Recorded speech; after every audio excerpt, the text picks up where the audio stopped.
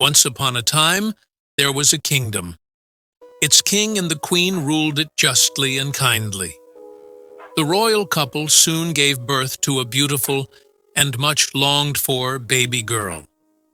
Their daughter's hair was black as a raven, her lips were red as blood, and her skin was white as snow. This is why they named her Snow White. However, the queen tragically died right after the princess was born. Years passed, and the king found himself a new wife. There was a lavish royal wedding. The new queen was very beautiful, but also arrogant and deceitful.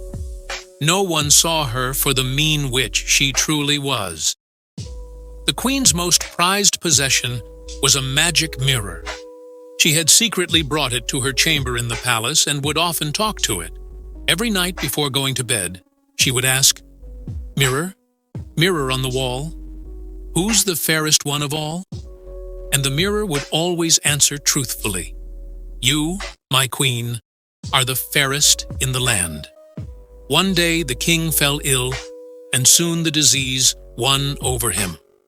A great sorrow spread across the whole kingdom, and everyone mourned for their beloved king. His wife, the queen, became a ruthless ruler. From that day on, Snow White lived alone in the palace with the evil witch. When the girl turned 18, the queen in her own chamber sat in front of the magic mirror as usual and started brushing her hair with a golden brush. "Mirror, mirror on the wall, who's the fairest one of all?" she asked, as she would always do. "You are very beautiful, my queen," the mirror said, "but Snow White is the fairest in the land." The queen's anger flared up. She flung her golden brush at the floor so hard that it broke into a dozen pieces. The queen figured she would get rid of Snow White as soon as possible, and having thought it over for a minute or two, she sent for her best hunter. "I want you to take Snow White deep into the woods and kill her," she said, "and as proof that you have done so, cut out her heart and bring it back to me." The next evening, the hunter took Snow White deep into the dark forest. The poor girl sensed something bad was about to happen and started begging for mercy. "Please, don't kill me," she said. "I'll run away and no one here will ever see me again. Just let me live, please." She was so pure and kind that the hunter couldn't bring himself to hurt her. He thought for a long moment.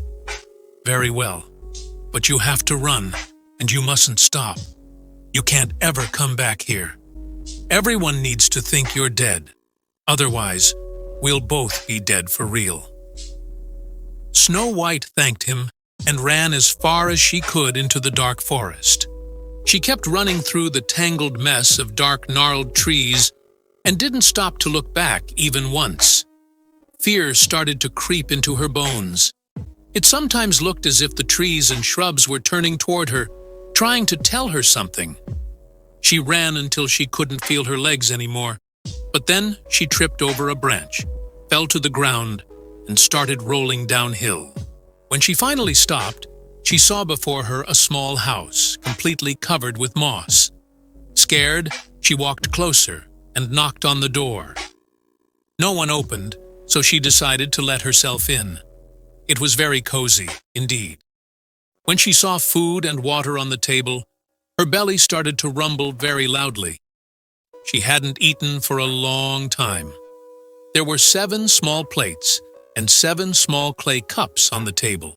She ate and drank a little bit from each, then entered the next room to find 7 small beds next to each other. She stretched across them and immediately fell asleep. This was the house of 7 dwarves, who had in fact been at work all day and were just about to return home. As soon as they walked in, they noticed something was amiss.